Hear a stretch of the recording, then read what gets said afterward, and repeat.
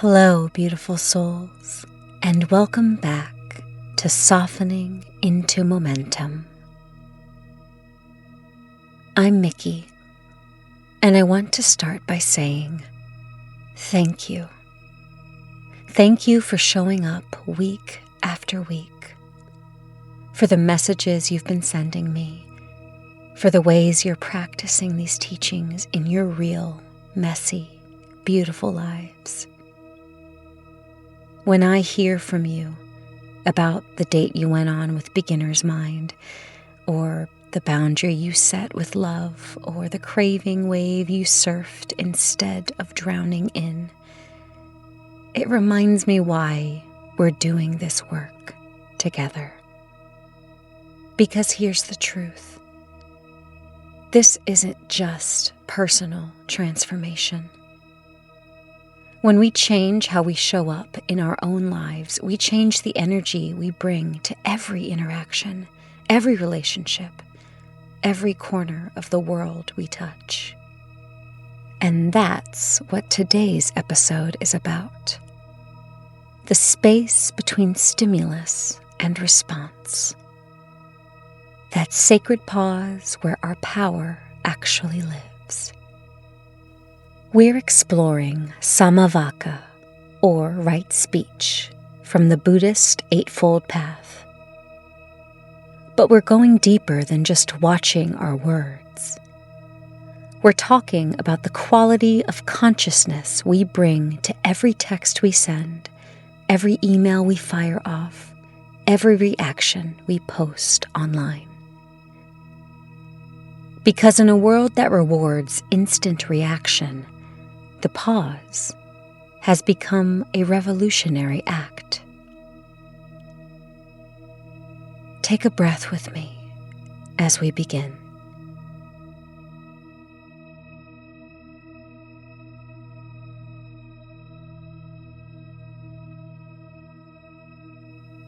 There's a teaching often attributed to Viktor Frankl that has become foundational to my personal recovery. Between stimulus and response, there is a space. In that space is our power to choose our response. In our response lies our growth and our freedom. That space, that brief pause between what happens to us and how we respond, is where everything changes. Here's what I've noticed. We're living in a culture that's systematically eliminating that space. Every notification is designed to trigger immediate reaction. We've trained ourselves to react faster and faster until the pause, that sacred space of choice, has nearly disappeared. Samma Vaca, right speech, is one of the components of the Noble Eightfold Path in Buddhism. Traditionally, it asks us to speak truthfully, kindly, beneficially, and at the right time. But in our modern context, I think we have to expand this to include all forms of communication: the text message, the email, the comment, the post, the response we type when we're triggered. I learned the power of the pause the hard way. About 2 years into sobriety, I had a close friend who sent me a text about plans we'd made. The message felt dismissive, like she was canceling on me again, without really caring how it affected me. My immediate impulse was to fire back something sharp, something that would convey all my accumulated resentment about feeling deprioritized. My thumb was hovering over the send button when something inside me whispered, "Pause. Just pause." So I did. I put the phone face down on the counter. I walked into another room, I took 3 breaths, and in those 3 breaths, everything shifted. The story I'd been telling myself, that she didn't value our friendship, that I needed to make her understand how hurtful she was being, that this confirmed all my fears about not mattering to people. That story started to lose its grip. By the time I picked up the phone again, I could see a dozen other interpretations of her message. Maybe she was overwhelmed. Maybe something difficult was happening in her life that I didn't know about. Maybe the text format had stripped away the apologetic tone she'd intended. I deleted what I'd written and wrote something entirely different. I wrote, "I'm feeling hurt by this change of plans, but I want to understand what's going on for you. Can we talk when you have space?" That pause, those 3 breaths, saved that friendship. Not because it made the conflict disappear, but because it created space for something other than reactive defensiveness to emerge. But here's what makes the pause so challenging. Our nervous systems are wired for speed. When we feel threatened, whether it's a text that feels critical or a social media post that triggers us, our fight or flight response kicks in. Adrenaline floods our system. Our prefrontal cortex, the part of our brain responsible for thoughtful response, goes offline. We're literally physiologically incapable of our wisest response in that moment. The pause gives our nervous system time to regulate. It allows the prefrontal cortex to come back online. It creates the conditions for wisdom rather than reactivity. This is especially crucial in our digital lives, where every interaction is preserved forever. We've all seen it. The comment posted in anger that destroys a reputation, the email sent in reactivity that ends a career, the text message that permanently damages a relationship. Right speech asks us, is it true? Is it kind? Is it necessary? And now I'll add, is it timely, or am I just reacting?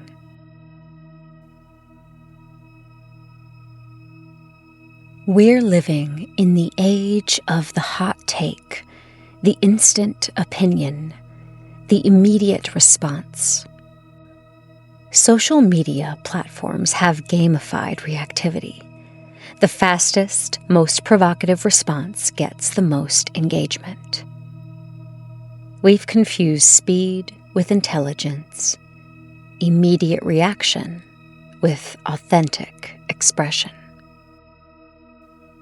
But I want to ask you something.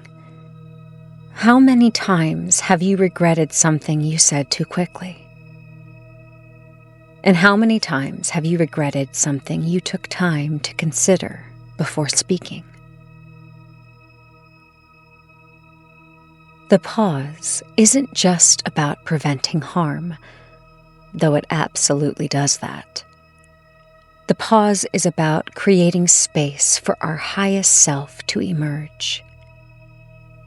It's about responding from wisdom rather than wound, from clarity rather than chaos, from love rather than fear.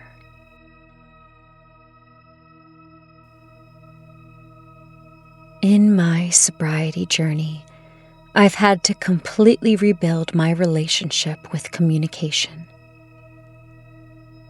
Alcohol didn't just lower my inhibitions around what I said, it eliminated the pause entirely. Drunk me said whatever came to mind, immediately, without filter. Sober me has had to learn that just because a thought arises doesn't mean it needs to be expressed. And just because something feels urgent doesn't mean it requires immediate response.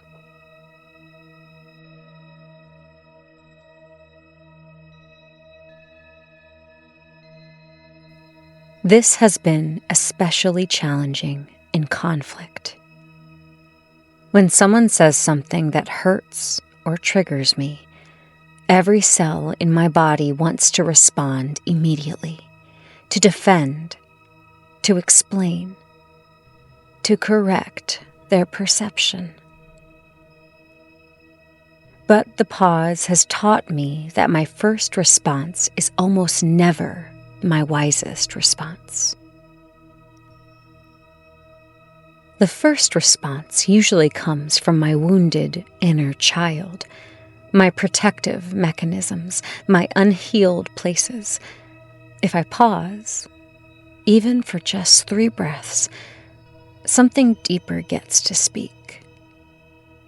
Something that sees the other person's humanity, that remembers my own values, that considers the relationship I want to build rather than the point I want to win.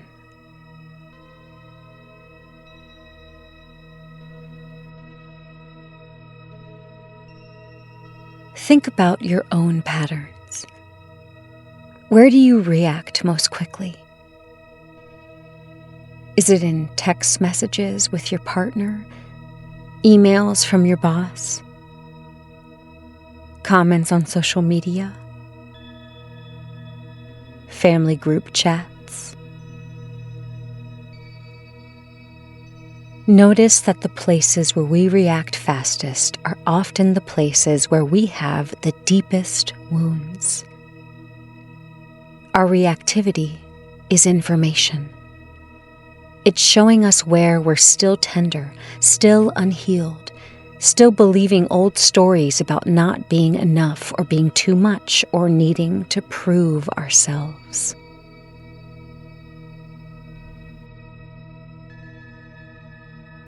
Right speech isn't about never expressing difficult truths or setting boundaries. It's about doing so from a grounded place, rather than a triggered place. It's about responding rather than reacting.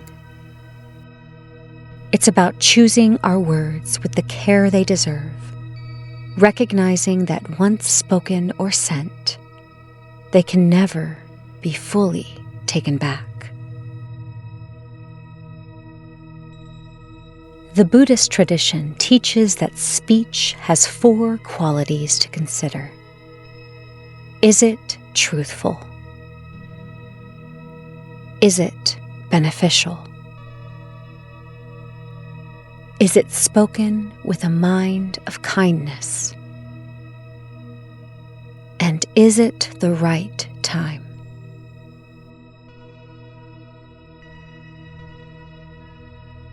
In our modern context, I'll translate this as, is what I'm about to say or send or post actually true? Or am I speaking from triggered interpretation? Will it be beneficial to the situation? Or am I just ventilating my own discomfort? Am I coming from a place of genuine care? Or from a desire to wound because I feel wounded? And is now the right time? Or do I need to wait until I'm regulated?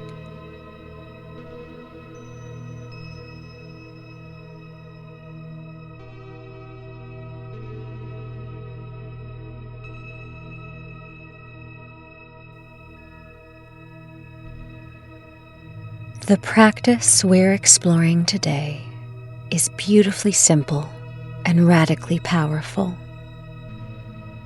It's called the 3-breath pause. and it creates that sacred space between stimulus and response. You can use this practice anytime you feel the impulse to react. Before sending a text, posting online, responding in an argument, or speaking in a tense moment. Let's practice together first, and then I'll guide you in how to apply it in real time. Find a comfortable position and allow your eyes to close or soften.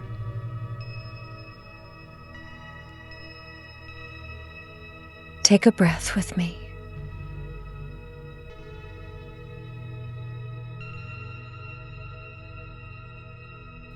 Just notice it coming in and going out naturally.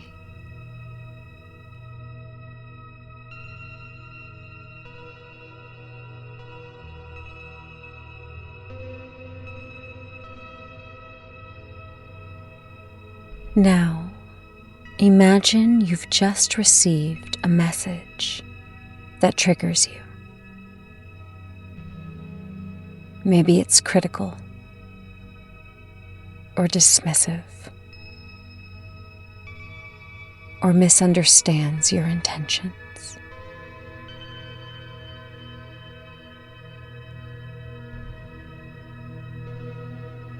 Notice what happens in your body when you imagine this. Where do you feel the reactivity?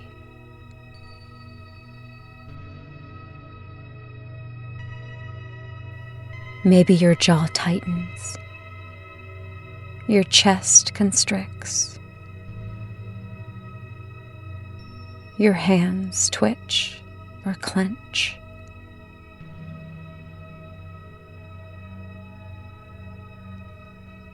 This is your nervous system preparing for reaction. This is normal, human, and exactly why we need the pause. Now, instead of immediately responding, we're going to take 3 intentional breaths together.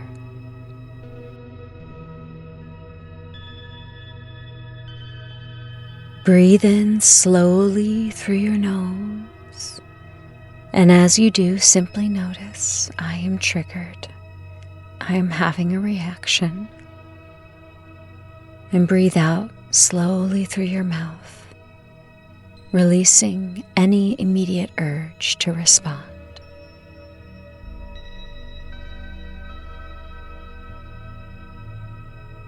The first breath creates awareness.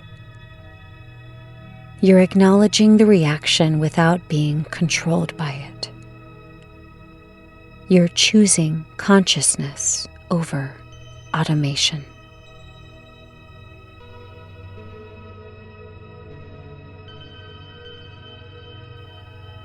Breathe in again, and this time feel your feet on the ground. Your body in this chair, the stability of the earth beneath you. And breathe out and imagine sending the charged energy down through your body, through your feet, into the ground.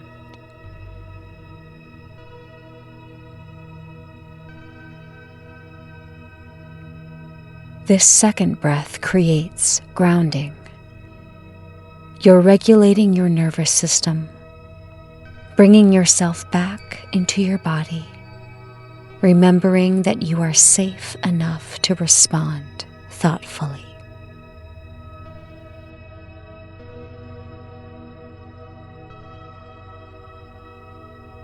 Breathe in once more and ask yourself, what wants to be expressed through my highest self? And breathe out. Create space for wisdom to emerge. Not the reactive thought, but the considered response.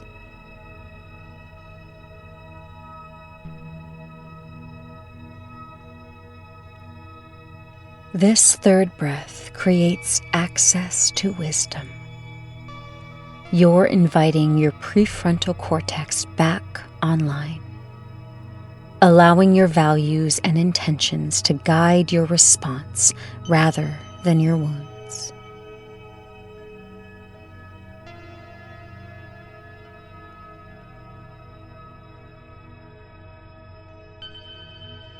Now, from this grounded, aware, wise place, notice what wants to be communicated. It might be very different from your initial impulse.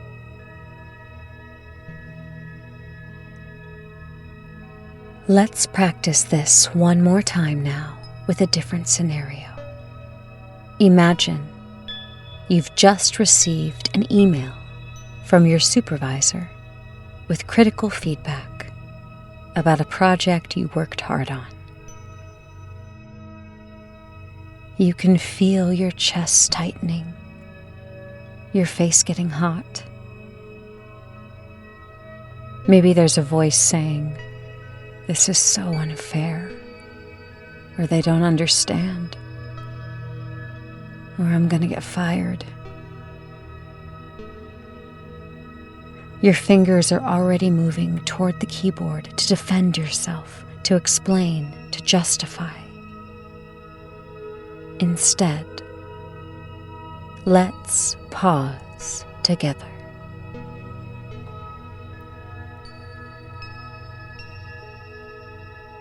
Breathe in deeply and notice I'm having a strong reaction. I feel defensive. Breathe out slowly, releasing the urgency to respond immediately. I release the urgency to respond. You're simply acknowledging what's true without being swept away by it.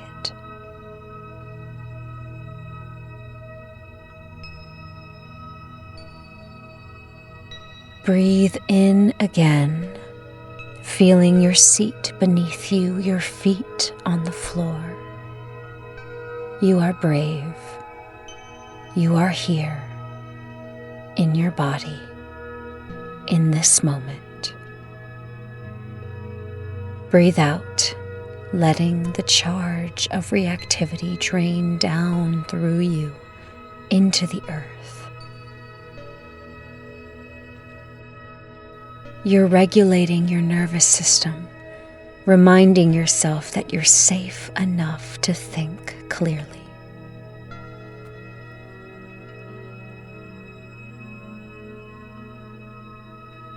Breathe in once more and ask, what response would I be proud of tomorrow? Breathe out, creating space for your highest self to speak. Not from wounded ego, but from a grounded clarity.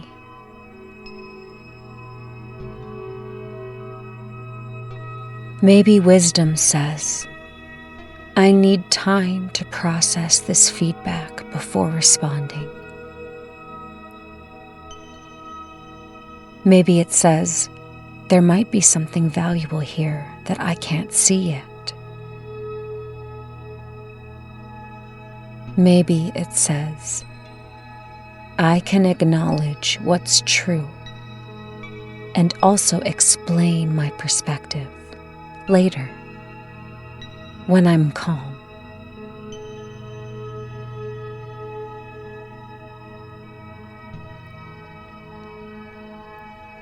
Notice how different this feels from the immediate defensive response. Beautiful. This is your power. This is your freedom.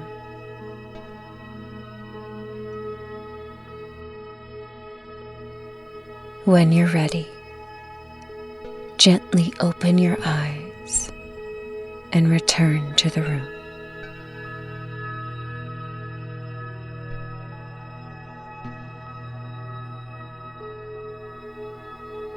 Here's what I want you to understand.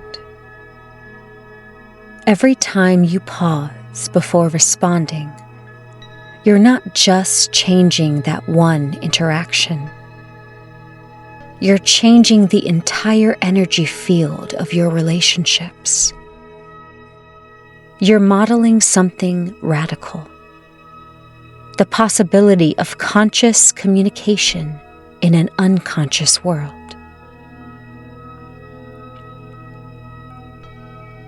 When you respond thoughtfully instead of reactively, you give others permission to do the same. When you take time to consider your words, you communicate that the relationship matters more than being right. When you speak from groundedness rather than a trigger, you create safety for authentic dialogue.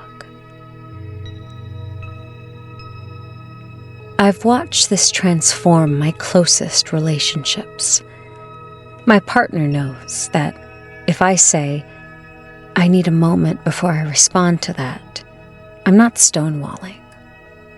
I'm honoring both of us enough to respond from wisdom rather than wound.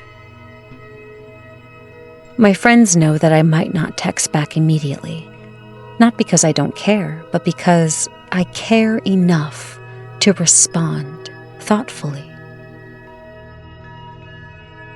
And here's what's beautiful. The pause doesn't just change how we speak to others. It changes how we speak to ourselves. How many times have you sent a text, posted something online, or said something reactive, and then spent hours mentally beating yourself up about it? Why did I say that? What's wrong with me? I always do this. The pause interrupts that cycle. It creates the possibility of self-compassion because you're acting from your values rather than your reactivity. You're becoming someone you're proud of, one conscious breath and response at a time.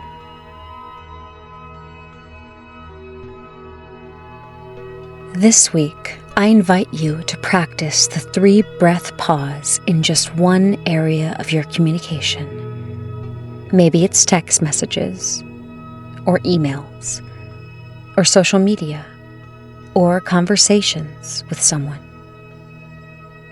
Before you respond, especially when you feel that surge of reactivity, pause for 3 breaths. 1 to acknowledge, 1 to ground yourself, and 1 to find your inner wisdom. You don't have to be perfect at this. You still will react sometimes. You'll still send messages you wish you could take back. That's part of being human. But each time you remember to pause, you're strengthening a new neural pathway. You're training yourself in the art of conscious response. And gradually, that space between stimulus and response expands. That pause becomes more natural. Wisdom becomes more accessible. And you discover that you have far more power than you realized. Not the power to control what happens to you, but the power to choose who you'll be in response to what happens. That's the gift of Samma Vaca. That's the revolution of the sacred pause.